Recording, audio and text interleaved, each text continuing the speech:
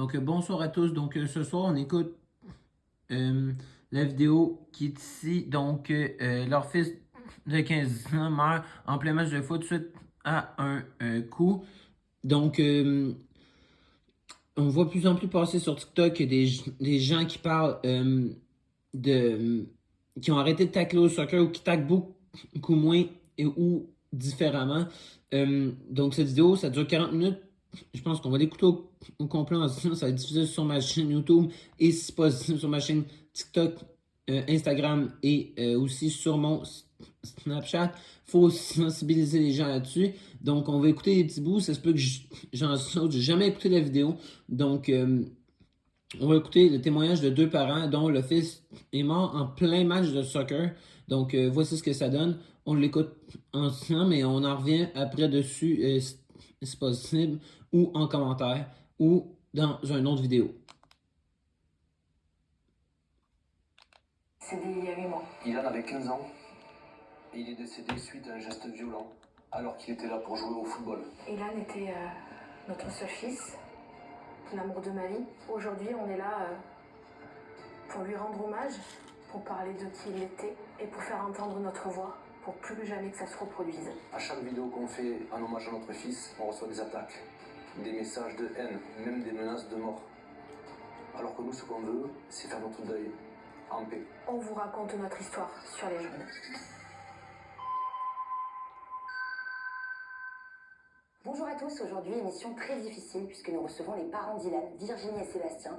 Ilan, c'est un jeune garçon qui, quand il avait 15 ans, il est décédé brutalement en plein match de foot. Ses parents étaient présents. Il y a un joueur de l'équipe adverse qui l'a percuté violemment et résultat, son foie a été coupé en deux et il a été plongé dans le coma. Les 2 témoignages des parents nous paraissaient tout aussi importants, c'est pourquoi on a fait évoluer le format en croisant leurs 2 histoires. Vous allez voir, la difficulté qu'ils ont, c'est que déjà ça s'est passé il y a 8 mois, donc pour eux c'est très compliqué de faire leur deuil. Tous les jours, toutes les semaines, ils reçoivent des menaces de mort, des menaces tout simplement, ce qui rend leur deuil impossible. Ils nous ont contactés par email sur contact@legendgroup.fr, donc si vous aussi vous voulez participer à l'émission, envoyez-nous un mail, on les lit tous. Moi je repasse derrière la caméra et bonne émission à tous. Bonjour Sébastien. Bonjour Lola. Vous avez perdu votre fils de façon inimaginable. Il était simplement en train de faire un sport qu'il aimait, le football. C'est vous Sébastien qui nous avez contacté. Pourquoi vous avez voulu faire l'émission? On vous a contacté avant tout pour mettre en avant la vérité, faire la lumière de ce qui s'est passé concernant notre fils Ilan. Parce qu'on entend aujourd'hui beaucoup de choses, c'est un fait de jeu, c'est un accident. Pour nous, ça passe pas. Donc on vous a contacté pour dire la vérité à tout le monde. C'était votre petit dernier. Je voulais pas de 3e enfant. Parce que mes 2 aînés, ça a été très difficile pour moi. Mais comme toute femme, les accouchements. Et donc du coup, je crois que j'ai fait un rejet total d'avoir un 3e enfant parce que j'avais trop peur. Sébastien a lourdement insisté parce que pour lui, il sentait pas sa vie accomplie sans un fils. Donc du coup, j'ai dit bon allez, on fait un petit dernier. Et je lui ai dit mais si c'est une fille, je ferai pas de 4e en fait. Donc je lui ai fait la surprise. Désolé, on reprend. Pour le 24 décembre, de faire une échographie en cachette pour savoir le sexe. Et par chance, pour mon plus grand bonheur et mon soulagement, c'était un petit garçon. On est une famille soudée, unie, pas besoin d'être 50 000 pour passer une bonne soirée. On se faisait beaucoup de choses à nous 5, même à nous 6 avec notre petite chienne qui est à la maison. Ce qui suffisait, c'était un match de hand, un match de rugby, un match de foot, un apéro dînatoire et c'était la fête à la maison quoi. Tous les 5, les vacances à 5, c'est essentiel. On vivait, tout ce qu'on faisait, on vivait à 5. Avec mon fils, j'étais très très proche. Le sport, notamment le football, nous liait. Parce que je suis préparateur physique en football. J'ai été éducateur, j'ai été coach, ce qui me permettait de faire travailler Ilan dans de bonnes conditions pour le faire évoluer. Donc on passait toute la semaine, tous les 2, sur la route. Parce que pour aller au football, nous avions 1 heure de route à l'aller, 1 heure pour le retour. Donc on faisait 3 entraînements par semaine avec son club, puis le match le week-end. J'étais toujours autour des terrains pour voir mon fils et l'encourager. Sur ses détections, sur ses sélections, sur ses matchs, tout le temps, même les entraînements, j'y allais de temps en temps. Pas tout le temps quand il pleuvait, j'avoue. Mais tous les matchs, c'était notre sortie en week-end. Parce qu'avec ses sœurs, on aime beaucoup le sport à la maison. L'après-midi, foot avec Ilan. Le soir, c'était match de hand avec Emma. Parce que notre fille aînée fait du hand à haut niveau depuis longtemps. Le premier week-end de juin, week-end des rêves de Ilan. Ce week-end, il attendait depuis des mois. Parce que quand il a changé de club en janvier 2025 pour aller à la Jeunesse Villenavez, il savait qu'il jouerait la Sami Cup. C'est l'un des plus gros tournois de la Gironde en fait. Il était content parce que dans sa poule, il y avait le club de Rennes, le club d'Angers, donc ces deux structures professionnelles. Et donc contre Rennes, il a fait un super match, vraiment un gros match. Contre Angers aussi. Cette première journée du samedi, c'est fini avec son rêve, c'était de voir le Paris Saint-Germain de gagner la Ligue des Champions. Donc il y avait son copain Evan qui était à la maison. Donc ils ont été se baigner à la piscine, moi je leur ai préparé un apéro dînatoire avec un repas et tout ça, pour qu'ils regardent devant le match. Donc moi évidemment j'ai pas tenu, première mi-temps, Paris Saint-Germain gagnait haut la main. Hein. Donc je suis partie me coucher. Le lendemain, le réveil a sonné à 6h30, donc moi je me suis levée, j'ai repréparé le pique-nique, je me suis préparée, j'ai réveillé les garçons. Puis en général, il vient toujours le matin, il venait toujours le matin me faire un câlin pour que je lui gratte le dos. Enfin, ces moments, même à 15 ans, qu'il avait besoin parce que c'est un enfant un peu timide, pas très expressif. Donc lui, c'est sa façon à lui de dire « Maman, je t'aime » en fait. Et donc, il se prépare, tout ça, et puis en fait, on n'a pas ce moment-là, ce matin-là, bizarrement. Il parlait dans la voiture, donc on s'en va, il parlait dans la voiture de ce fameux match du Paris Saint-Germain, et puis alors, les Pacho par-ci, les Désiré Doué, enfin, c'était le rêve pour eux, enfin, avec son coéquipier Evan. Dans la voiture, il voulait se mettre un bandage comme un joueur du Paris Saint-Germain. Un bandage au poignet, voilà, pour faire style, et je lui ai dit arrête, tu mets pas le bandage, c'est ridicule, enfin voilà. Je l'ai un peu charrié là-dessus. Du coup, le bandage est resté dans la voiture. Et arrivé sur le parking, je lui ai dit, lui à son copain, allez-y, descendez les gars. Je me gare et puis on arrive en suivant. C'est quasiment les dernières paroles que j'ai dit à mon fils.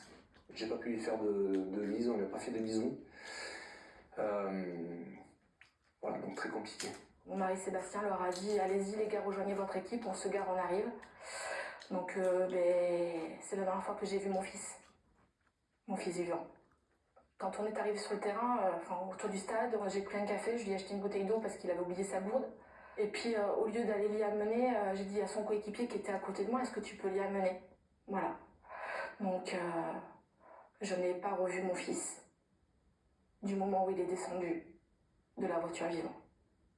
Le match commence à 9h. Et il suffit de 4 minutes de jeu pour qu'il se fasse percuter de plein fouet sur tout le haut du corps. Donc j'étais positionné pas tout à fait au milieu du terrain. Et donc je filmais les séquences défensives. Au moment où le ballon arrive dans sa zone et qu'il se met à sauter, il se fait pousser dans le dos. Il est basculé vers l'avant, donc son corps est relâché. Et au même moment, il y a ce jeune Pierre, qu'on va appeler Pierre. Oui, parce qu'on ne peut pas citer son nom. Qui est parti du milieu de terrain, qui a fait une course vitesse maximale en direction de Ilan. Au moment où Ilan est relâché, il saute avec les deux genoux en avant et il percute Ilan sur toute la partie du haut du corps. Je compare un peu à un sabre qui va couper une pastèque. Ça a été bref, l'impact a été assez sec, ce qui a projeté Ilan à un peu plus de mètre. Et là, tout d'un coup, j'entends que ça siffle.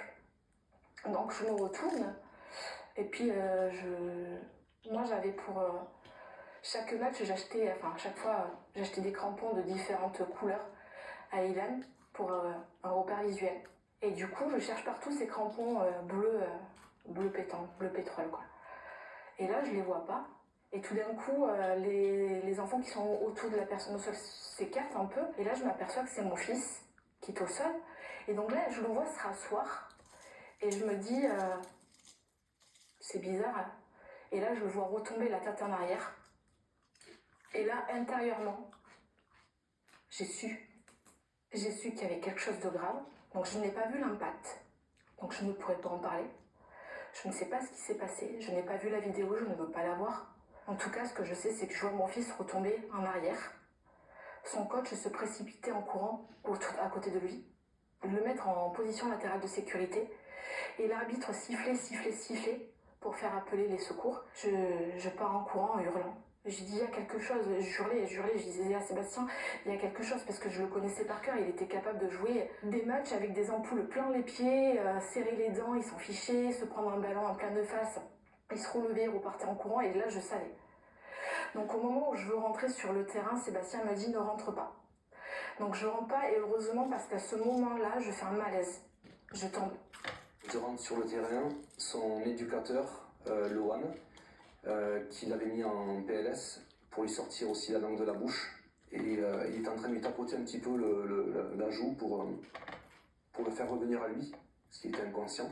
Quand j'arrive à côté, il rouvre légèrement les yeux et je vois qu'il a une douleur, une souffrance qui est énorme. Et je lui dis, Titou, tu as mal à la tête? Il me dit, non. Il me dit, donc en souffrant, bien sûr, hein, il arrive à me dire, non, j'ai mal au ventre. Sur le coup, je me dis, bon, c'est pas la tête. Voilà, ça va pas être grave. Donc suite à ça, les secouristes arrivent, nous demandent de sortir, je lui dis que je suis papa. Il dit qu'est-ce qui s'est passé, donc je lui explique qu'il s'est fait percuter sur tout le haut du corps, en pleine vitesse. Enfin, le joueur est arrivé en pleine vitesse et il a découpé sur place. Alors il y a des gens qui sont venus me dire ça va aller, vous inquiétez pas, ça va aller. Et en fait, j'étais à côté des parents du Stade Bordelais, de l'équipe adverse, de l'équipe de Pierre. Et ces parents, j'espère aujourd'hui qu'ils ont des remords. Parce que les mots qu'ils ont posés sur mon enfant sont inadmissibles et à vomir. Et puis tout ce que j'ai entendu, oh relevez-le, cette tapette, il fait du chiquet, on s'est pas levé. À 6 heures pour jouer 3 minutes de jeu. À quel moment, en tant que parent, on emploie des mots comme ça sur les enfants des autres? Je me pose encore la question. Comment on peut faire ça? Voilà. Et après, Ilan est resté longtemps sur le terrain avant d'être évacué sur Civière. La douleur était tellement, je pense pour Ilan, qui était énorme, intenable. Il tombe inconscient sous nos yeux. Ses yeux partent en arrière et son corps, il y avait des bruits de douleur qui sortaient de son corps. Des bruits comme quoi son corps disait qu'il souffrait. Ça ressemblait à des râles. Alors, j'ai pas trop de mots comment c'était, mais c'était, ça faisait très peur. Sur le coup, moi j'ai été 11 ans pompier volontaire et j'étais incapable de faire quoi que ce soit, de prendre aucune décision. J'étais tellement tétanisé de voir mon fils comme ça que j'avais tout oublié. Et je dis au secouriste, mais appelez le SAMU, vous voyez pas qu'il est plus là? Et il m'a dit, monsieur, on va faire un premier bilan, on verra après. Et là, ils l'ont mis sur la civière et ils l'ont transporté inconscient jusqu'à la salle de repos. La salle qui était dédiée pour les secouristes. J'ai pas pu rentrer. Sébastien n'est pas rentré de suite. Ils l'ont fait rentrer. Donc je me suis dit, bon, s'il faut rentrer, c'est bon, s'il est là. Et quand j'ai vu Sébastien ressortir, il était en pleurs. Et là, je me suis dit, c'est pas possible. Moi, dans ma tête, il était déjà mort dans la salle. Et là, le secouriste, il vient me voir, il me prend comme ça par les joues, là, il me tapote. Et puis il me dit, c'est bon, maman, votre fils, il est revenu. Donc moi, j'y crois. Je rentre dans cette pièce. Et là, je vois mon fils.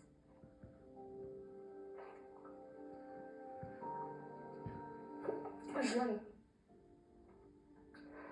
Jeune comme un poussin. Assis avec la dame secouriste qui lui tapait sur les joues. Et moi, donc, je m'approche. J'essaie de le regarder.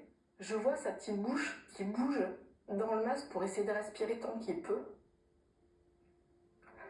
Mais les yeux sont vitreux et fixes. Il est en train de lutter.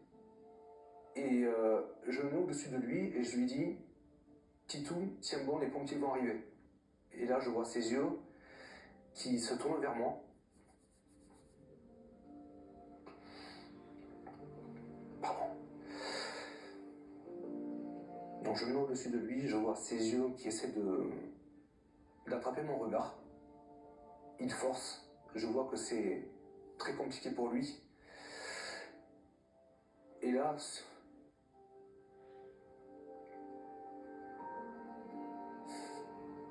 et du coup son regard croise le mien. Et je dis dans ses yeux, papa, j'ai peur, papa, au secours. Et donc, le secouriste me demande qu'est-ce qu'il s'est passé exactement, et je lui dis, si vous voulez, j'ai la vidéo, je vous montre. Et donc, je lui montre la vidéo. Il me dit, ah ouais, en effet, il s'est fait découper. Il était inerte sur la table, les yeux vitreux, tout jaunes. Je pense qu'à ce moment-là, il était dans le coma. Il est plus là, mais j'ai pas conscience qu'il est dans un coma sur le début. J'ai pas conscience, et du coup, là, je hurle tellement de douleur que j'ai fait un malaise. Toutes ces montées d'adrénaline m'ont créé des malaises. Par moments, j'ai l'impression d'avoir été une personne faible, mais c'est simplement mon corps qui a réagi par peur. Du coup, les pompiers sont arrivés, ainsi que le SMUR. Je trouvais que c'était une éternité. Ils ont mis Ilan dans le camion des pompiers. Nous, on a été transportés à l'hôpital Pellegrin, qui ont pris en charge Ilan, qui l'ont pris. Ils ont tout fait. Je les remercierai jamais assez. On arrive à l'hôpital, on patiente dans une salle. Tout d'un coup, l'équipe médicale arrive. Une équipe de à peu près 5-6 personnes. Et on voit clairement dans les yeux et dans les attitudes que c'est grave. Donc il s'assoit et il nous dit, bon, il est vivant, il a 15 ans, on va tout faire pour le sauver. Et là, il nous annonce la liste des dommages qu'il a. Donc il a fait un arrêt cardiaque de 30 minutes, on a réussi à le ramener. L'impact lui a coupé le foie en deux, mais vraiment en deux blocs distincts. Donc le foie s'est déchiré et ça a déchiré la veine cave. Voilà, c'est une grosse artère qui alimente le foie. Il est parti au bloc opératoire. On a remis les deux morceaux les uns sur l'autre, l'un sur l'autre. On a entouré de compresses et de gaz. On a calé le foie sous le poumon. On a pincé la veine cave. Et on est en train de lui mettre énormément de sang. Là, actuellement, ça coagule pas. Donc c'est comme si on remplissait un tonneau qui se vidait. J'ai pris sur moi. Parce que je voulais que mon fils sache que j'étais auprès de lui. Que s'il parte, que j'étais auprès de lui. Tout ce que j'avais à lui dire.